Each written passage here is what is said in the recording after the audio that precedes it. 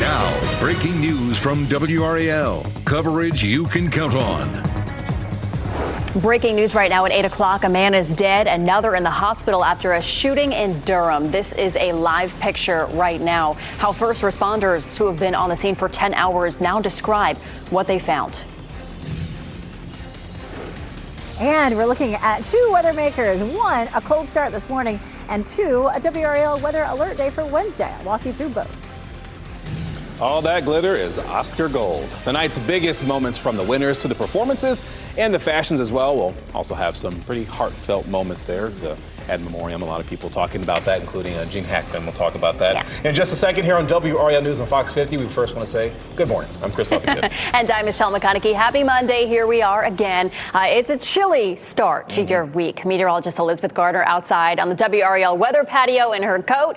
You definitely need the coat today.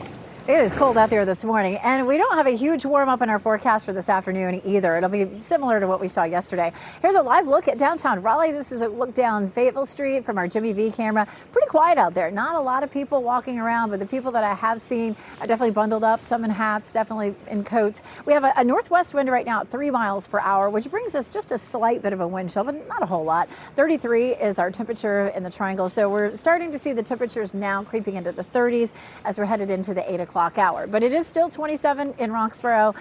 It's 28 in South Hill. Elsewhere, we're a little bit closer to freezing. We had widespread 20s earlier this morning. Our temperatures are running anywhere from 5 to around 8 degrees colder than this time yesterday. A little while ago, we were talking about that Harnett County fire. We saw a lot of fires pop up this weekend around North Carolina, and we have that threat again today with our very low humidity and just a little bit of a wind. Mid-50s this afternoon, so it's chilly, a little below normal. Wednesday is a WRAL weather alert day. We could see some damaging winds or isolated tornadoes. I'll walk you through our potential coming up. Elizabeth, happening now in the WRAL Traffic Center, we got a traffic alert courtesy of Knightdale Police right here on Forestville Road, closed in both directions in Cassie Lane as a result of some fallen electrical poles. The utility company is on the scene working to correct that problem. I'll keep an eye on it and let you know how this is going to continue to affect your morning commute. We're seeing the lingering slowdowns there on I-40 eastbound near Hillsborough. Crash cleared a little while ago. Over in Durham, this is what's left of a crash earlier on I-885 near T.W. Alexander Drive. And right now, in terms of I-885, those northbound lanes going into Durham this morning, you're looking at a 7-minute delay. If you're leaving Durham on 885 trying to get to I-40, you're looking at an 11-minute delay. So keep that in mind. In terms of all the routes into the Bull City, very little to no delays at this hour. Similarly, in the capital city, we're not seeing very much of the delay, except the usual trouble spot on US 1 coming in from the Wake Forest. You're looking at an 11-minute delay right now. A man is dead and another man was injured during a shooting in Durham. Investigators have been on that scene for about 10 hours now. That's where we find WRAL's Laura Levine from East Umstead Street. Laura, at last check, no arrest just yet in this case. No suspects or no arrests have been made in this case just yet by Durham police. Investigators are still here on the scene, piecing together exactly what happened here on East Umstead Street overnight. I want you to take some attention, and we're going to point your attention toward this house here. This is where investigators have really been focusing their attention on this property, walking around this property, taking photos, even taking photos of this nearby home here. It's unclear if a bullet may have flown through this home, but we have seen them taking photos and really pointing here in this area. So investigators first initially got that call around 10 o'clock last night here on East Umstead Street near the intersection of Enterprise Street. When they arrived, they found someone here with a gunshot wound and another victim with some other injuries. Now, we know that they were rushed to the hospital where that gunshot wound victim later died. I want you to take a listen to this broadcastify radio traffic that paints a clear picture of what happened here overnight. Yeah, PD requested a second medic on your scene. I don't know what we're needed for or where. Yeah, if you come down Umstead towards the end, we just got a male. I believe he's been pistol whipped. So, of course, investigators, again, still trying to figure out what exactly happened here, what led to this shooting overnight. As soon as we get more details, we will be sure to update you. Anyone with any information is asked to call Durham Police. Laura Levine, WRAL News. We're live in Durham. And a woman was taken to the hospital after she was stabbed by a man with a machete in Raleigh. The attack happened on North Market Drive last night. This is video from the WRAL breaking news tracker. Police say a man was arrested in connection with that stabbing. We will continue to bring the latest details on this as we learn more. And two brothers accused of murdering a Wake County deputy are due in court today. WRAL's Kelsey Coffey joins us live from the Wake County Courthouse. Kelsey, Alder and Arturo Marin Sotelo face charges in the killing of Deputy Ned Bird during a traffic stop. Yes, Michelle, they do. And the two brothers have separate appearances scheduled to happen later this morning here at the Wake County Courthouse. This after Alder Marin Sotelo just got back to the U.S. He escaped from a Virginia jail in 2023. He managed to flee all the way to his home country, Mexico, where he was in jail for 2 years. Now he faces first-degree murder charges once again in the death of Wake County Deputy Ned Bird. His brother Arturo is also facing murder charges and is scheduled to be in court today. Another brother is still in custody after he was charged with accessory to murder. Their sister was convicted of helping with the jail escape. She already served her time. Court records show that the brothers are not being tried together, so this is just a coincidence that the two of them will have appearances scheduled on the same day. We'll be sure to keep you updated on what comes out of both of these cases. Kelsey Coffey, WRAL News, live in Raleigh. And covering Durham, today city leaders received the crime report for the fourth quarter of 2024. Durham police will present numbers tracking increase and decreases in crimes. In the third quarter, violent crime was down in Durham. Murders were down 17%, and we will bring you the details of the fourth quarter crime report when it's released. Today's meeting starts at 7 o'clock this evening. A wildfire in western North Carolina has grown to more than 500 acres. Firefighters say the wildfire in Polk County is 30% contained. Voluntary evacuations are underway in Polk County, and first responders are saying that a downed power line, that is what started this. Hi, such an odd color. I was going for a walk, and it turned this odd yellow color, yellow and red. I mean, it's bad enough from Helene, but now we've got this, and the forest, it's going to be really bad. Several fire departments are helping to put this fire out, and the North Carolina Forest Service is part of this effort too. Another step being taken right now is protecting structures that could catch fire if the fire spreads further. There's an evacuation shelter at the Polk County Senior Center.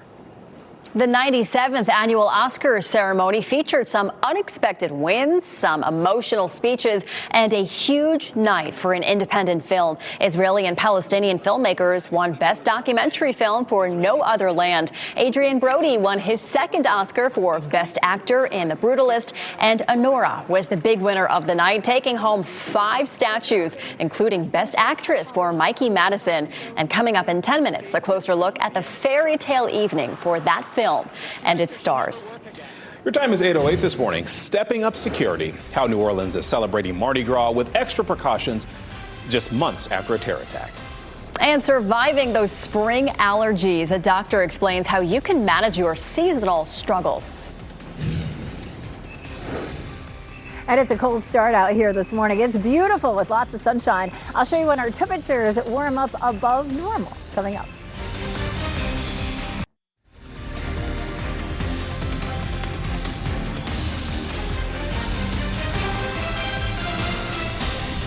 Wake it up all nice and calm here on a Monday morning at Lake Gaston. Beautiful outside. Nice calm waters, not moving too much. You're watching WRAL News, available on Spectrum and the WRAL app on your TV or your streaming device. I'm starting off with a little whisper because when you walk outside, you may yell a little bit because it is uncomfortably cold outside, Elizabeth. Chris is not a fan, that is for sure. But you know, we're at March, and in March, it is all over the place. I mean, the month of March is probably one of our months where we have the biggest weather whiplash. So we're definitely seeing that this week, and that's likely to carry on. We start to see the weather settle down a little bit as we get into May, and we still have severe storms, but the temperatures become a little bit more steady. All right, Fayetteville looking beautiful this morning, as well as Raleigh. Here's Apex, Chapel Hill, courtesy of Top of the Hill Restaurant. We do have the potential for brush fires again. We have a fire, of course, that popped up in Harnett County over the weekend, and some in the western part of the state. So just try to avoid any outdoor burning today if you possibly can. It's very, very dry.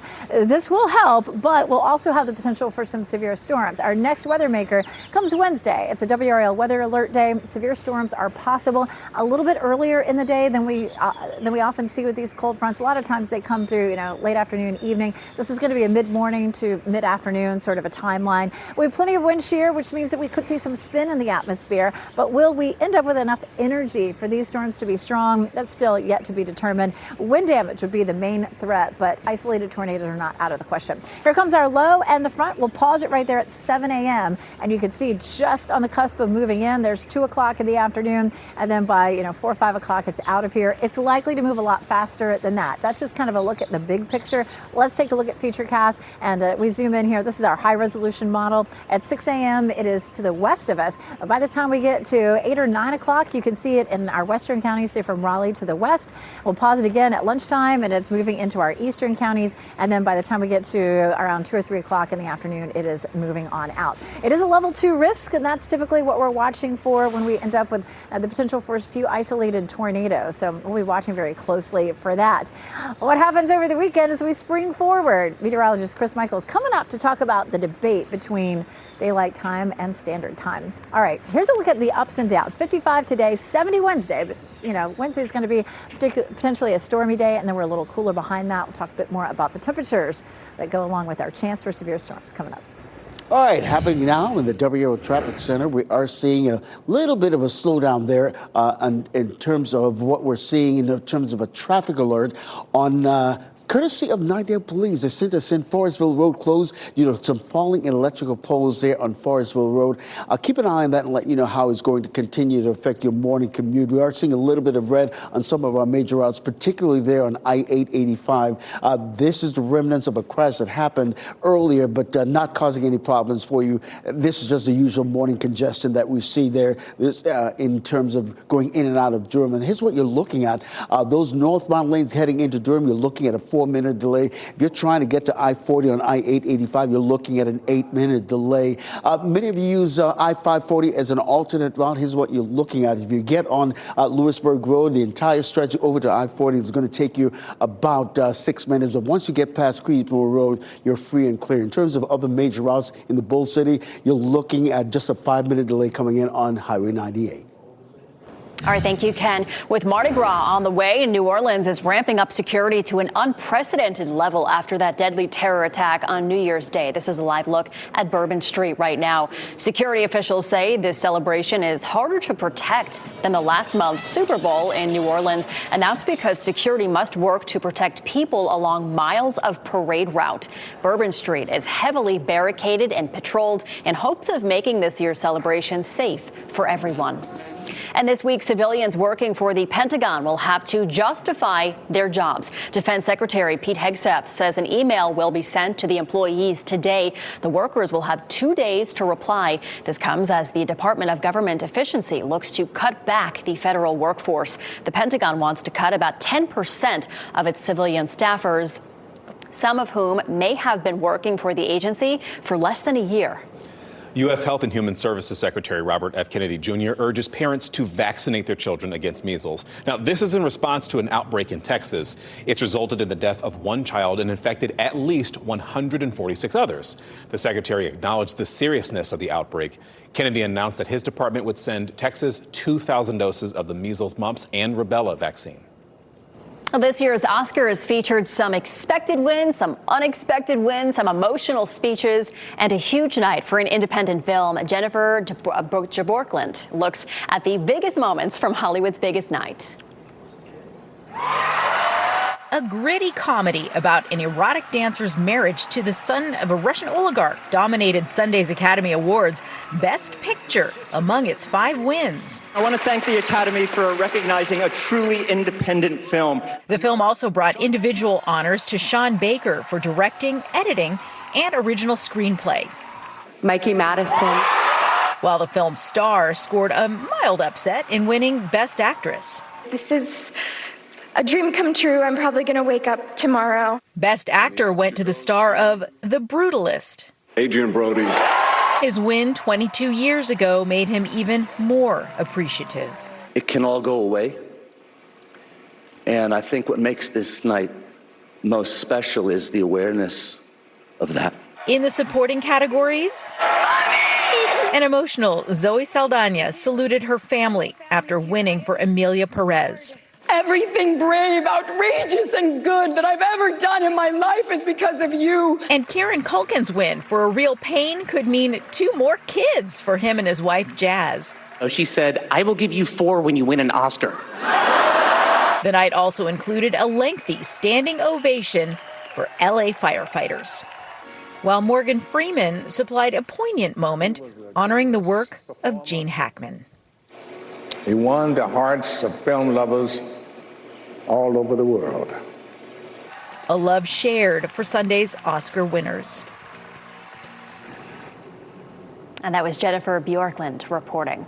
A North Carolina School of the Arts graduate made history at the Oscars. Paul Tazewell won for Best Costume Design for his work on Wicked. Tazewell is the first black man to win that honor. He was previously nominated in 2022 for his work on West Side Story. Amazing work. Well, just hours after celebrities gathered for the Oscars, an earthquake shook things up in North Hollywood. A magnitude 3.9 earthquake struck the San Fernando Valley, and residents in and around Los Angeles, they felt the impact. There were no immediate reports of damage or injuries. In a story you'll see only on WRAL News, a Wake Forest woman thought she was a victim of a prize scam. She received an email claiming she had won thousands of dollars worth of Oprah's favorite things. No phone number, a rush, and they want my social. Delete. This is a scam. In her defense, that totally sounds like a scam. Sandy Thomason reached out to 5 on Your Side, and she was under the impression that she was going to report this scam. Plot twist, 5 on Your Side looked into it. We discovered it was not a scam at all. She actually won something legit. The only problem was she'd missed the deadline to claim the prize. But don't worry, you know Keely's got her back. 5 on Your Side stepped in to make sure that Thomason was still able to get her prize. You can watch that story at 6 tonight. That's amazing. And there are so many scams out there these days that you have to question it. You absolutely do. All right, well, we spring the clocks forward 1 hour into daylight saving time this Sunday. And meteorologist Chris Michaels brings up the age-old debate. Should we keep the time change or leave it alone, Chris? Yeah, some people think this is a scam, right? And especially when it happens twice a year, it can get a little confusing. We spring forward Sunday at 2 o'clock in the morning. And the part of it that I think a lot of you guys like is the later sunset. By this Sunday, sunset will be at 7:21. That's as we spring forward to daylight saving time. Now, yes, at one point there was something called the Sunshine Protection Act. And what it aimed to do was bring us into daylight saving time all year round. Passed through the Senate, didn't pass through the House of Representatives, so just kind of stalled and never got to the president's desk. But what would happen if we were all daylight saving time? Well, the latest sunrise would be 8:25, currently at 7:39. Our latest sunset would still be 8:34, but we'd see more sunsets after 7 p.m. On the other end of the spectrum, if we were standard time all year long, the earliest sunrise would be 4:48 in the morning. No, I'm not about that. Latest sunset in the summer would be 7:34, and you would have 93 fewer sunsets after 7 p.m. So, guys, I think sometimes we debate this without really knowing what it would mean. Imagine the rooster crowing at 4:48 in the morning. No. All right, thanks, Chris. And that brings us to today's live poll. We are asking, what should we do with the time change? Keep it in standard time, go to daylight saving permanently, leave it alone. And a lot of you right now are saying permanent daylight saving. You can share your voice right now by scanning the QR code on your screen or head to WRAL.com/yourvoice. We'll check the results at the end of the 9 a.m. show. You hear the rooster just go, cock-a-doodle-doo. I'm like, shut up. I want to wake up. All right, so as we count down the days to spring, many of us are looking forward to the warmer weather, right? But when temperatures rise, the presence of pollen picks up too. So here's what you should know to protect yourself. Allergist Dr. Sandra Hong recommends closing your windows, showering before bed, and keeping pets out of the bedroom to help reduce allergens. Now, if you find yourself still reaching for the tissue box, there are over-the-counter medicines you can try. And if you don't have any relief with these options, it may be time to see an allergist. If you are getting sick frequently, if you are having shortness of breath and asthma symptoms, if your eczema is flared, if your allergies are just not being controlled and it's impacting your life, an allergist can absolutely help with all of those symptoms. The reason being, they can identify exactly what you're allergic to and then come up with a treatment plan from there. Jeff Hogan at the WRAL Life Center has some breaking news coming out of Germany right now. Police there are investigating, and I got a couple of pictures that just came into the WRAL Life Center here from the city of Mannheim, Germany. It's in western Germany. It's a city of a little more than 300,000 people. Police say that a person drove into an area where there's a crowd of people and hit one person, killing that person, hit some other people, injuring them. They've arrested that person. That person who drove the car into the crowd is in custody right now. But they're telling folks who live near there to stay inside their homes and stay away from that busy downtown area. All right, thank you, Jeff. We'll keep watching that situation. A historic moment for space exploration. Yesterday, Texas-based company Firefly Aerospace landed an uncrewed spacecraft on the moon. It is only the second private sector company to accomplish that feat. It's pretty big. NASA instruments on the lander will collect data for more than 2 weeks, and the lander will look at the moon's magnetic fields and how orbits affect GPS services. Coming up, a new tool, how officials say putting names and photos in one place will help bring North Carolina's missing children home.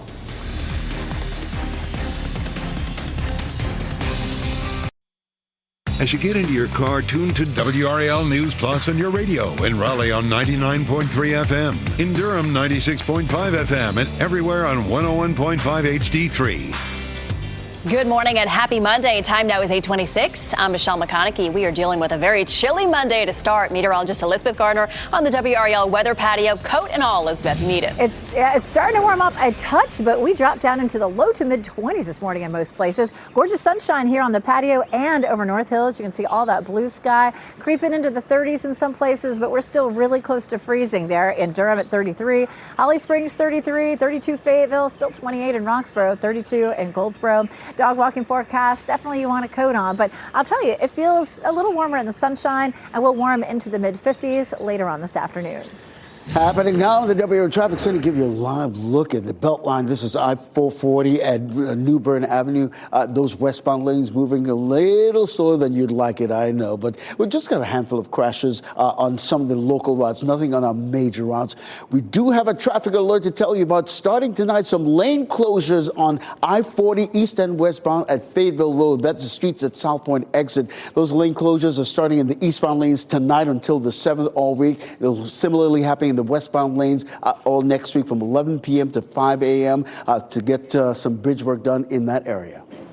All right, thank you, Ken. We are following some breaking news. A man is dead. Another man is injured after a shooting in Durham. This happened Sunday night on East Umstead Street. Anyone with information about the shooting is asked to call Durham police. And a wildfire in western North Carolina has grown to more than 500 acres. Firefighters say the Polk County wildfire is 30% contained.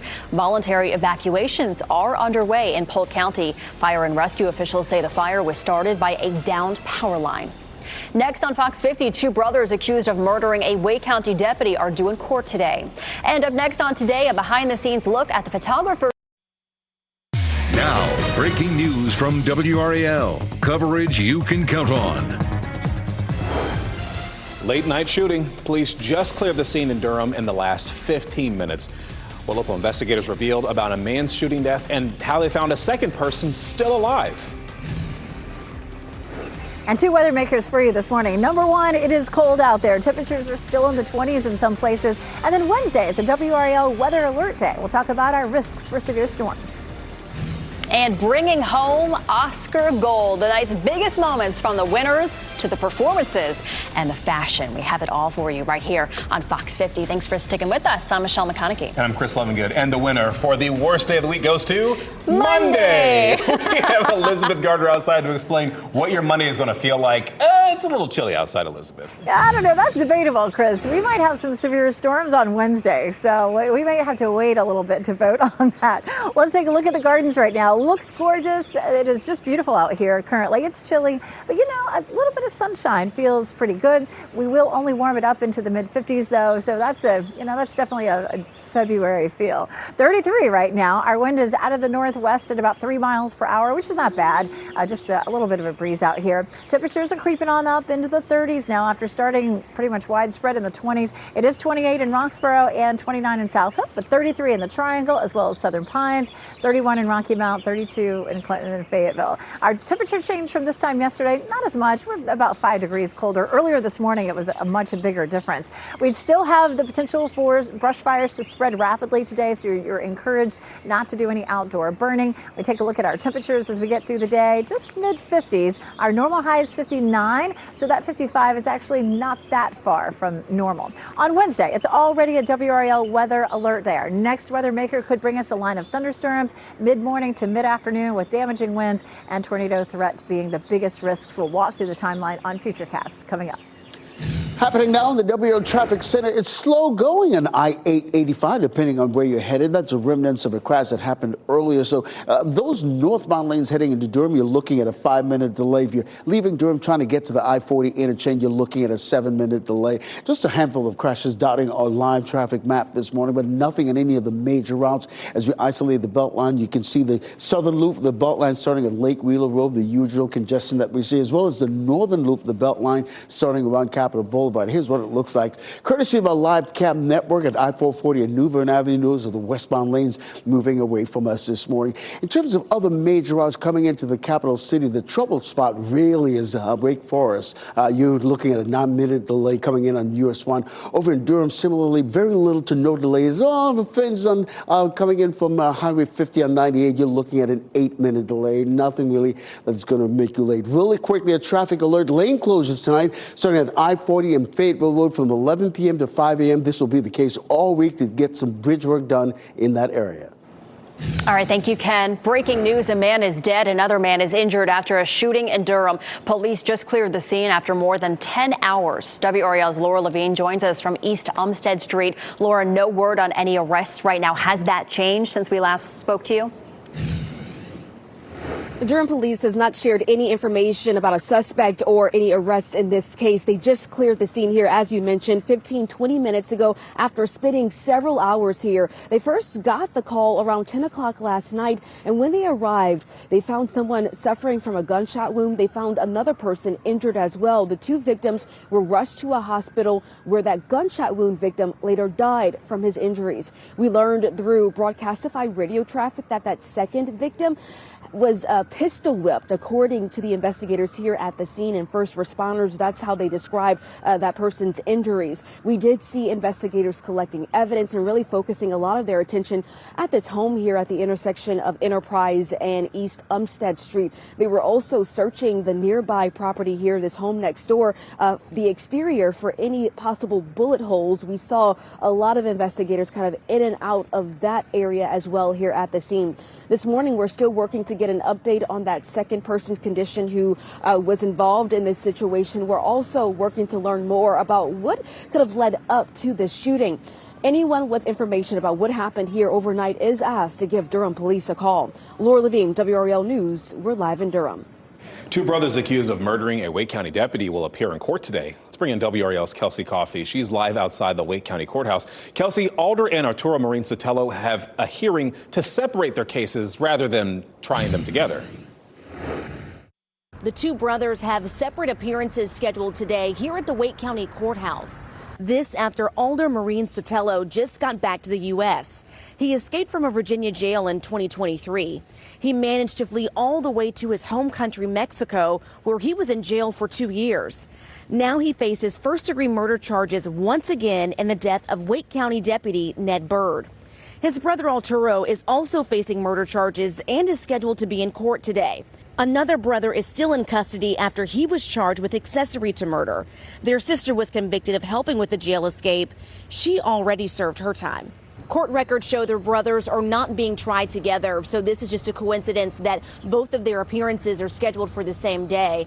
We'll be sure to keep you updated on both of these cases. Kelsey Coffey, WRAL News in Raleigh. A fire that burned for more than 24 hours in Harnett County is now under control after spreading to 175 acres. It started on Lizzie Jeter Lane near Cameron on Saturday afternoon. It's one of several large wildfires that have broken out across the Carolinas. To get that fire contained, North Carolina Forest Service used a backburn. It's a controlled burn that helps contain the original fire. were out there we had some staff out there for at least 27 hours on and off. The difficulties with that fire were just the fact that it's in and around a lot of homes. Officials say no one was hurt, though 100 acres were impacted, several vehicles destroyed, and one home damaged. Fire officials say some smoke and flames may still be present from the backburn. However, they say the fire is 100% contained. The cause of the fire is still under investigation. Michelle, we got to talk about that state of emergency in effect in South Carolina. That's because first responders are trying to extinguish a wildfire there. Fire investigators will begin assessing the damage today. People were forced to evacuate their homes near Myrtle Beach because of the wildfire. We actually spoke with former WRAL News employee and current WMBF reporter Stephen Schlink. He's been covering the fire, and he says firefighters were moving quickly to save lives. All of a sudden, all these first responders really crowded into that area, started going door to door and pulling people out of their homes, people's pets out of their homes, making sure to get them to safety. We knew that this was a possibility, as y'all are dealing with as well. Just the conditions are there for it. We just never expected to see something this big. An Horry County spokesperson says there have been no reports of destroyed homes or structures in this fire. A new tool launches today in North Carolina that officials hope will make it easier and faster to bring missing children home. It's a centralized database including names and photos from missing children in North Carolina. The North Carolina Center for Missing Persons developed it, and Director Marissa Moyer says that they hope to help reunions between parents and missing kids more simple. They don't have to jump through a bunch of hoops or look through different databases. They can go to the website, say, okay, this child's about 2 years old, blonde hair, blue eyes, put those descriptors in and narrow down to anyone who would meet that criteria. And children won't have to qualify for an Amber Alert to be listed here. The new tool, though, it does have limitations. Data is only updated once a week, and the center doesn't always have access to photos. Ukrainian President Volodymyr Zelensky says that he would be open to restarting talks with President Trump. He also says he's ready to sign a minerals deal with the United States. Zelensky met with several European leaders over the weekend. That was after a heated exchange with President Trump in the Oval Office on Friday. French President Emmanuel Macron and British Prime Minister Keir Starmer say that they will work on a draft Ukraine-Russia peace proposal. Secretary of State Marco Rubio said the U.S. has not communicated with Ukraine since Friday. Two White House leaders confirmed Trump is considering withholding future military and financial aid to Ukraine. The 97th Academy Awards is in the books with some surprising wins and incredible performances. The show had a wicked start with a performance by stars Cynthia Erivo and Ariana Grande. It gave you chills. It was incredible. Honora, that was the big winner of the night, taking home 5 Oscars, including Best Picture and Best Lead Actress. Adrian Brody, he won Best Lead Actor for The Brutalist, and the ceremony featured tributes to Los Angeles firefighters and the legendary Quincy Jones. Coming up in 10 minutes, the heartfelt tribute to actor Gene Hackman from his friend and former co-star Morgan Freeman. Your time is 8:39. Mind your manners in Miami. What leaders there are doing to show the surge of spring breakers, they are not messing around. And back to champs. The Fayetteville State women finishes with a second straight CIAA title.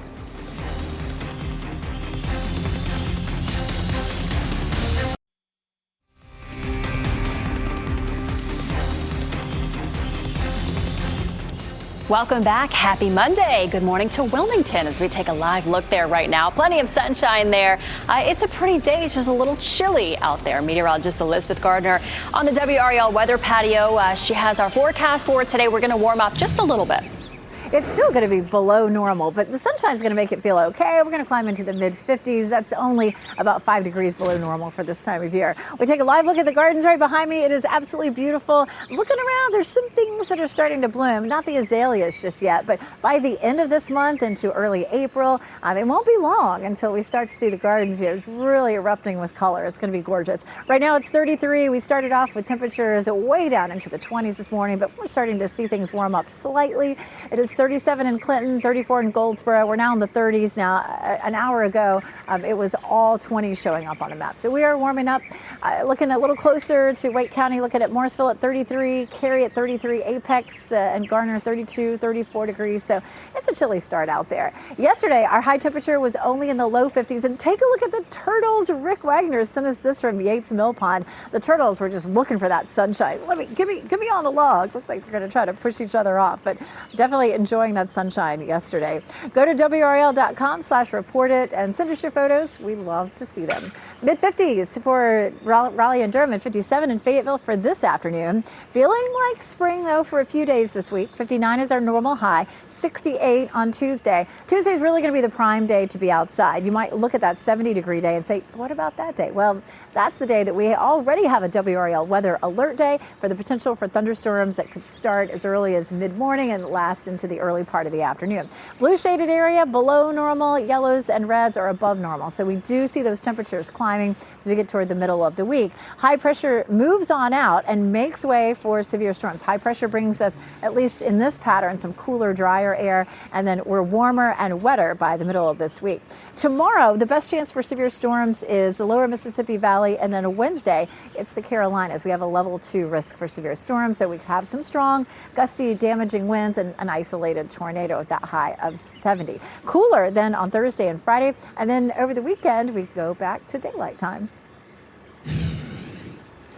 Here's some brand new information into the WRAL Live Center right now from North Carolina State Highway Patrol, updating us on a crash that happened just after midnight Saturday night, early Sunday morning yesterday. This is the area of Sanford, Colon Road. Not an exact location here given by Highway Patrol, but they said there was a Dodge Charger traveling northbound at a high rate of speed, and it ran off the right side of the road, crashed into a tree. There were 5 people in the vehicle at the time of the crash, and all 5 people were killed. They are waiting on positively identifying those people who were in the car, and the incident remains under investigation at this time. Goodness gracious, that is just tough to hear. Thank you, Jeff. As spring break approaches, tourists have their eyes set on the Florida beaches, and Ted Lindner explains how the Sunshine States plans to have its leadership prepare for the surge in travelers. With spring break travel season ramping up, flocks of tourists have their eyes set on Florida's sandy shores. If you're getting ready to fly into Tampa International Airport, we're expecting to break some records this year. Officials there are preparing for a slew of activity, with about 90,000 daily passengers expected now through April 6th.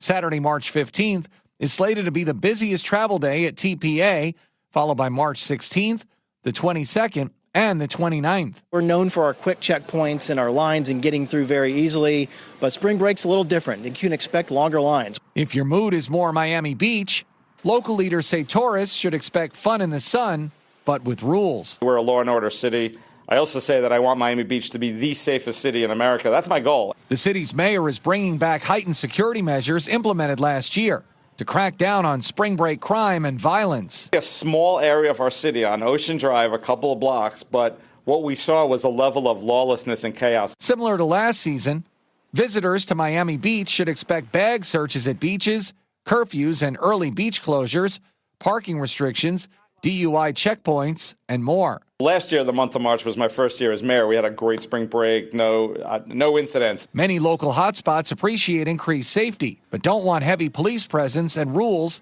to potentially hurt Miami Beach's reputation as a travel destination. There's no heat in the street. That's a great feeling, too. Except that at the same time, there's nobody in the street. That was Ted Lindner reporting. And because thousands of federal workers were laid off recently, people are criticizing the government. In San Francisco over the weekend, people gathered near the Golden Gate Bridge. They were very much against recent cuts to the National Park Service. In fact, last month, the Trump administration fired some probationary Park Service employees. And this is part of a broader effort to downsize government. Those workers were new hires who were still within a probation period. As a former National Park employee, I have a lot of friends who are going through really hard times right now. Last Wednesday, the Trump administration directed federal agencies to prepare for mass layoffs. And then a day later, a federal judge ruled the memo was legally invalid. That temporarily blocked the mass firing of probationary employees.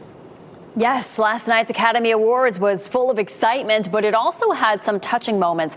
Morgan Freeman gave an emotional tribute to his former co-star and friend, Gene Hackman.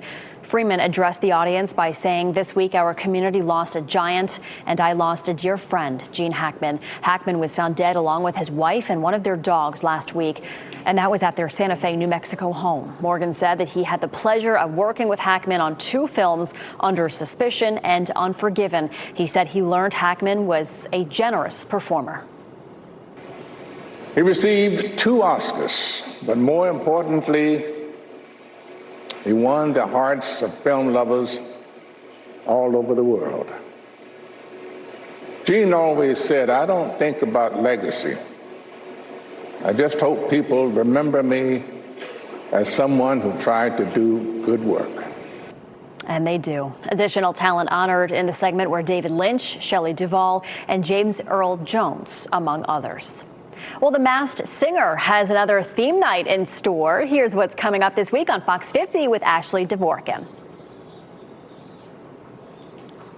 And it looks like we're having some trouble with that story, so we're going to get back to that. But the weekend, it includes all new episodes of animated comedies, including Family Guy and Groomsburg as well.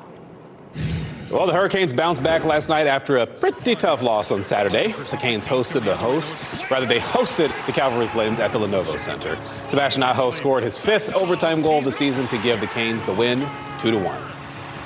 Can't be mad with the W, right? And don't forget, the road to the Stanley Cup playoffs, it is coming right through to your living room, live on WRAL. You can watch the Canes battle it out against the Boston Bruins, who are fighting for a playoff spot in the East. You can watch the game on Thursday at 7 p.m. over on WRAL. The ACC women's basketball tournament starts on Wednesday in Greensboro, and the bracket is set. NC State clinched the #1 seed and a share of the ACC regular season title. Duke is a 3 seed. UNC is a 5 seed. UNC, they'll be the first to play. They'll hit the court Thursday at 11 a.m. And then on Friday, NC State will play at 1:30 and Duke will play at 5. The championship game will be Sunday at 1 p.m. And congratulations to Fayetteville State women's basketball. The Broncos won the CIAA conference tournament. It is their 2nd straight win. They beat Virginia State 64-56. Junior Nia Wilkins was named the tournament MVP. This is the 6th time FSU has won the championship and the 3rd time since 2020. Don't mess with them. Wow. A sad update on former Utah Representative Mia Love. The first black Republican congresswoman has been battling glioblastoma brain cancer since 2022. Over the weekend, her daughter took to Love's X account, giving an update on her condition, saying, quote, "Sadly, her cancer is no longer responding to treatment and the cancer is progressing." The 49-year-old has already surpassed her previous prognosis of only having 10 to 15 months to live and credits her faith for keeping her going. Oh, boy. Well, today the Wake County Animal Center resumes pet adoptions for the first time in weeks. Dogs, cats, small animals, they have been quarantined since the shelter closed on February 7th. That was because of a bacterial outbreak that killed 3 dogs. All available dogs have completed treatment and are cleared for adoption. Stray animal intake and owner surrenders will resume at a later date, but that has not been announced just yet. The Vatican says while the Pope is in the hospital, he's alternated between mechanical ventilation and high-flow oxygen therapy. Pope Francis is entering his 3rd week in the hospital. He suffered serious issues with his breathing on Friday. He continued treatment yesterday morning, and the Pope also met with 2 Vatican leaders at the hospital. He expressed gratitude to all the people who have prayed for and supported him. A rare sighting in a Raleigh neighborhood. WRAL viewer Gary DeLallo spotted this albino deer in the Lead Mine Road area. Check that out. He says he and his family were enjoying some time outside when the group of deer came out of the woods.